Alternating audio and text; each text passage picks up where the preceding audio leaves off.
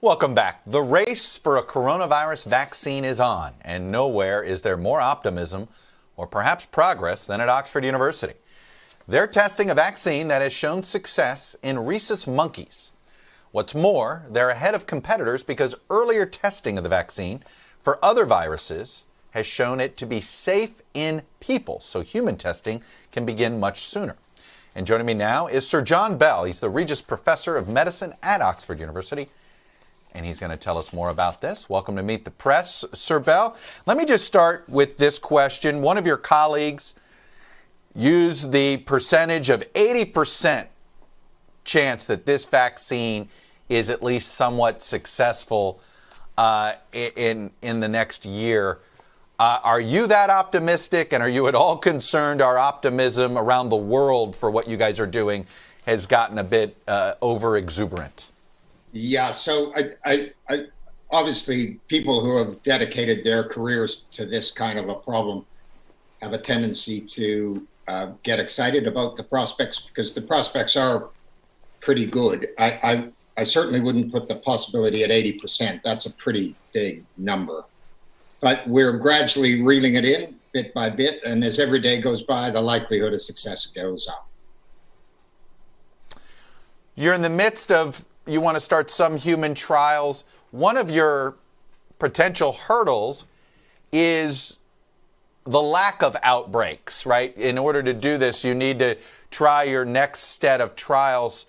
Where do you know when you're going to be able to do this, and where are you looking? Are you looking at places like India? Where are you looking to do these trials? So we've still got lots of disease in the UK. We probably have something in the order of 15 or 20,000 transmissions a day in the UK. So there's no shortage of disease here. And we'll push, we've already started clinical trials. So we've already given the vaccine to about 1,000 people. And we're going to grow that pretty rapidly. We've consolidated the phase 1 and 2 programs because we are pretty confident that the vector itself is safe because it's been used in about 5,000 people already up to now. So that's allowed us to really accelerate the phase 1 program. And we hope that there would be enough disease that we would get evidence that the vaccine has efficacy by the beginning of June. What's the likelihood that if this fails as a vaccine, there will be something that is usable as a therapeutic? And I'm just wondering, and in the reverse, as we hear good news about, for instance, remdesivir on its ability as a therapeutic, how helpful is that in the development of the vaccine? So probably it's helpful for sure. It's probably not helpful in the development of the vaccine. I don't think it works by a completely different mechanism.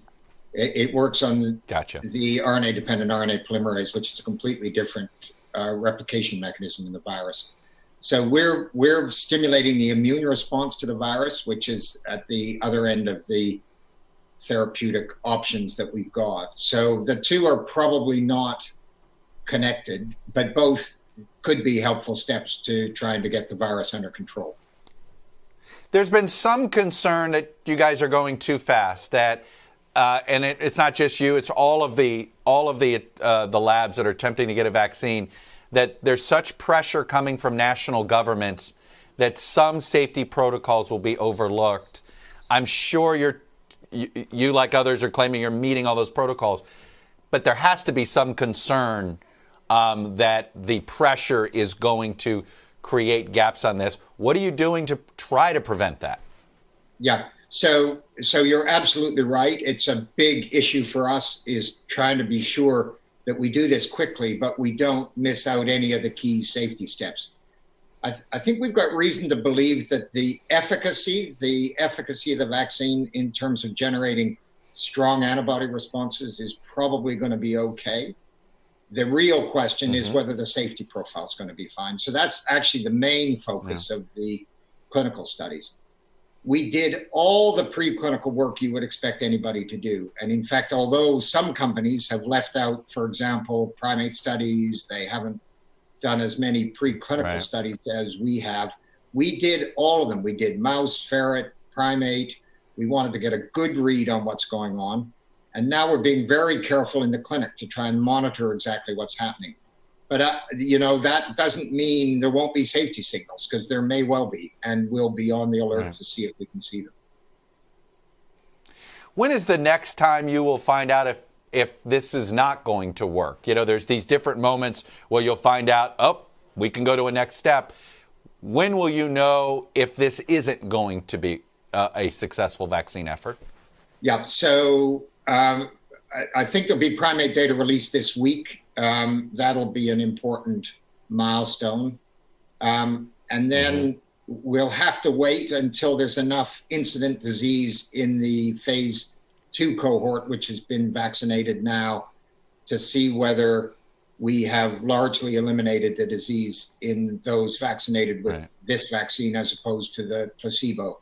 And that's really the test. And that's what we'll probably get a signal based on current levels of the disease. We'll probably get a signal in early June. We're ready to move trials overseas if the disease peters out in the UK. So we've got sites already in play in other bits of the world where it's active. So we're pretty sure we'll get a signal by June about whether this works or not. And finally, do you have a sense if this will be a one-time vaccine or something closer to the flu, where perhaps we have to have a different vaccine due to a mutation every year? Yeah, so coronavirus doesn't mutate at the pace of flu as far as we can see, but it's also quite a tricky virus in terms of generating long-standing immune responses to it. As a result, I suspect we may need to have relatively regular vaccinations against coronaviruses going into the future. That, of course, remains to be seen, but that's my bet at the moment, is that this is likely to be a seasonal coronavirus vaccine. Sir John Bell at Oxford, the whole world's rooting for you. Thanks for coming on and sharing your views with us. Thank you very much. Take care. Hello from Washington. I'm Chuck Todd, and thanks for checking out the Meet the Press channel on YouTube.